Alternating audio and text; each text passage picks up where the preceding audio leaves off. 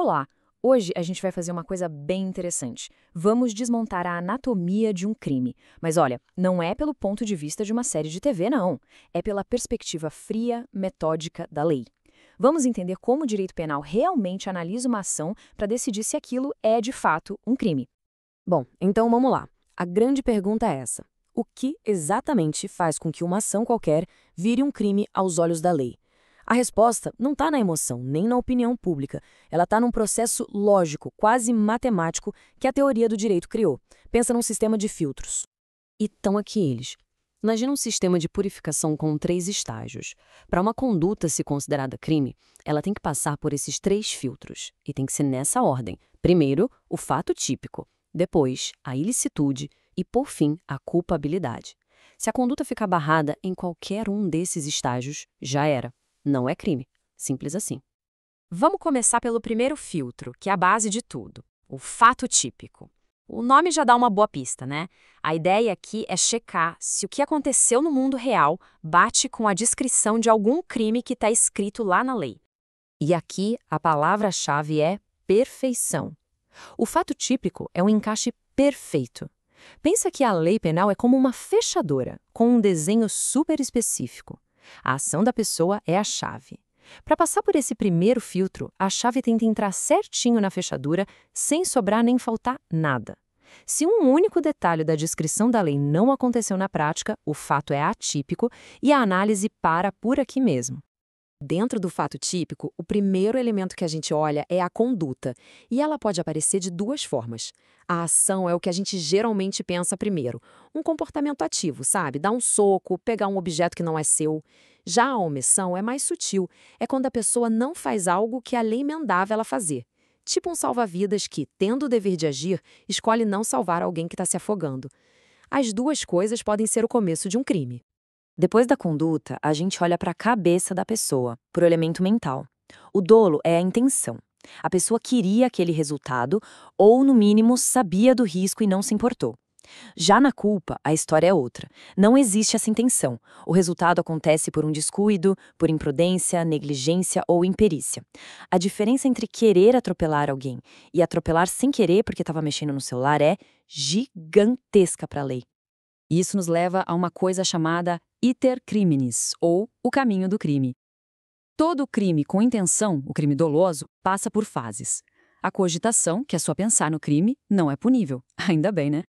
Os atos preparatórios, tipo comprar uma arma, na maioria das vezes também não são.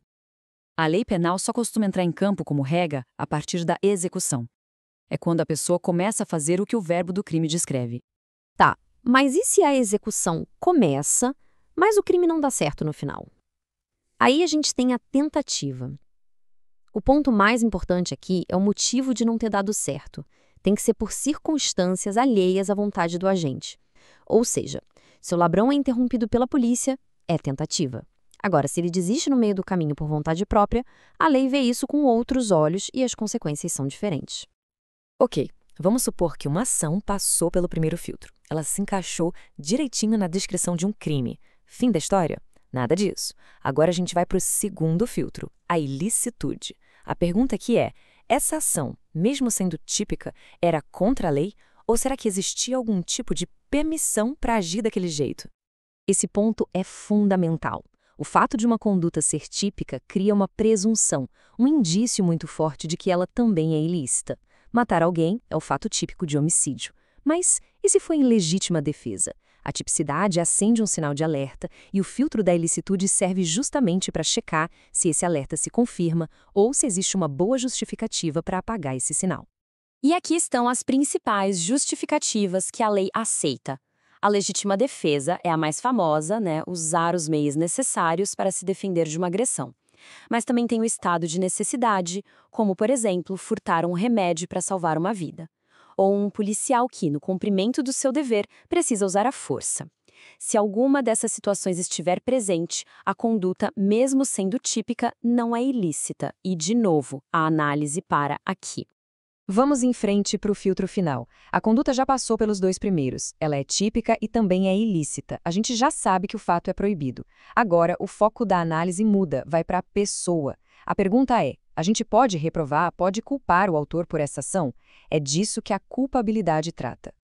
Culpabilidade, na essência, é um juízo de censura. É a sociedade, através do direito, olhando para o autor e perguntando: essa pessoa, nas condições que ela tinha, com a capacidade de entendimento que ela possuía, podia e devia ter agido de um jeito diferente?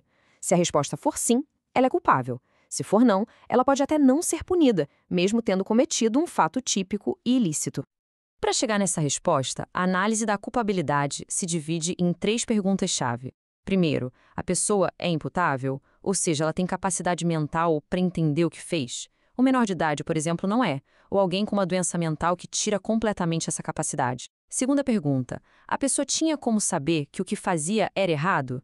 E, finalmente, a terceira, naquelas circunstâncias, era razoável exigir que ela agisse de acordo com a lei? Pensa em alguém que comete um crime sobre uma ameaça de morte, o que a lei chama de coação moral irresistível. Para fechar, vamos colocar uma última camada de complexidade nisso tudo. E quando o crime não é obra de uma pessoa só? Como é que a lei faz para distribuir a responsabilidade quando várias pessoas colaboram para o mesmo resultado? A lei resolve isso usando uma teoria famosa chamada domínio do fato. A ideia é até simples. Quem estava no controle? O coautor é quem tem o domínio, quem pode decidir se o crime vai acontecer, como vai acontecer, quando vai acontecer. Pensa nele como o diretor do crime. Já o partícipe é um colaborador. Ele ajuda, incentiva, mas não tem o poder de decisão final. Ele não controla o roteiro, entende? A punição de cada um, claro, vai depender muito desse papel. E assim a gente chega ao fim da nossa análise. A gente viu que definir o que é um crime não é uma questão de achismo, é um processo metódico, uma sequência de filtros bem lógicos. Isso tudo deixa a gente com uma reflexão. Se a lei funciona como esse sistema rigoroso, onde é que mora a justiça de verdade? Será que ela está na aplicação precisa de cada etapa desse processo, garantindo que ninguém seja punido sem motivo? Ou será que ela está no sentimento que a gente tem sobre o resultado final? Fica aí a questão para a gente pensar.